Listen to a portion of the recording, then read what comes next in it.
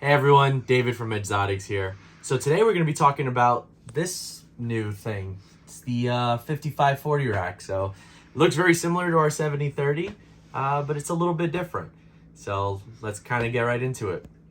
So we kind of made the decision that, hey, we wanted to go with the 5540 because it's literally the same footprint as the 7030. The difference being tubs are the same length, different width. They're a little bit smaller, so we can actually fit 40 snakes in the same footprint as opposed to the 7030 where, you guessed it, you fit 30 snakes.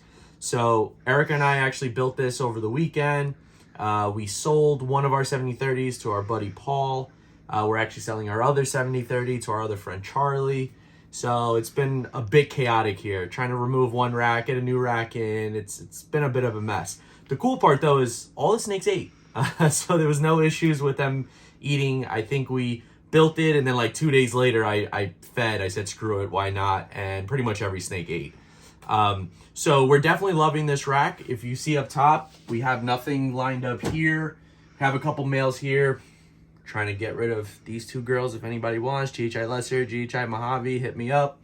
But we're really liking the rack. Again, it's the same footprint, so we already knew the overall space that it would take, but we love the idea that we can fit 10 more either sub-adults or adult animals in the same footprint.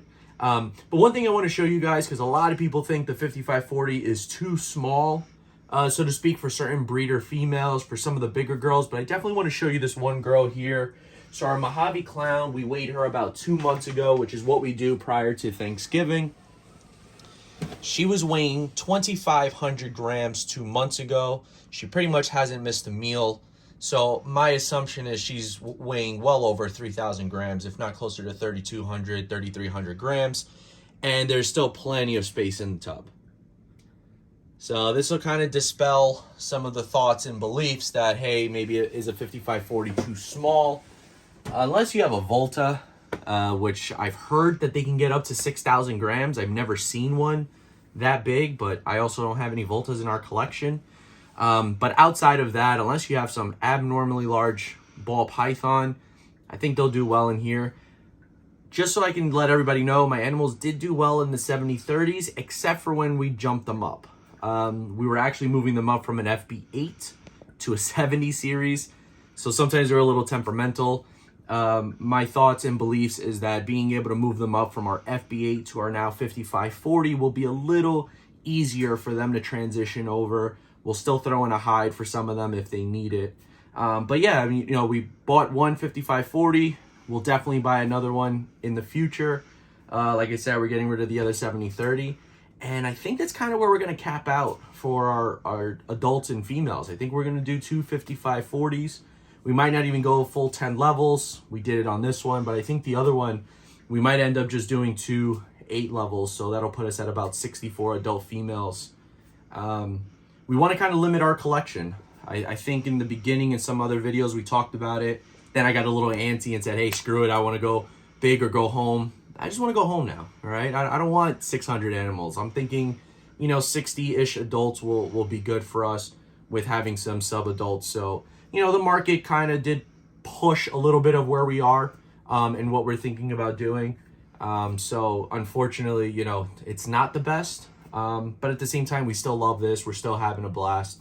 So just wanted to show you guys that the 5540, anything from ARS is great. This is no knock to Freedom Breeder. I use their FB5 and FB8 tubs. Love those things for the hatchlings. But just when it comes to for the bigger racking systems, we just like ARS. It's just our personal preference. Again, no shot at Freedom Breeder. But this is what we're doing. So again, sorry, I know the videos are kind of sporadic, but we're trying to tackle life and work and the snakes all at the same time. So the videos have not been as frequent as we would like, but it's something that we're working on. But again, if you guys are looking to get one of these, metal racks, they are big. They do cost a little bit of money, but man, they are awesome. We came from homemade PVC racks, and going to these metal racks is just a complete different ball game. What do you think, Erica? I don't think we can go back. Never. So, I mean, we have PVC for our hatchlings, but that one's a little bit different. Freedom Breeder has not created a rack for the FB5 or the FB8 tub, so we have no choice to go but to go PVC on that one. But for these, I mean, it's just the ease of cleaning it, the movement on it, it's nice. And we actually went with the 12-inch heat tape on this. So big panel, you have to remember not the whole panel gets heated up. You're looking at about 7 or 8 inches that actually get heat. That's what she said. And so the idea is that's why we went with the bigger heat, because this is going to predominantly hold our females, not so much our males. These two are in here because we need to create some more space. But outside of that, guys, really appreciate you checking onto this video. Again, if you want to contact us, leave us a comment, reach out to us, send us a carrier pigeon, smoke signal, whatever it takes, you can get to us. So guys, please like, comment, subscribe, and see you next time. Bye.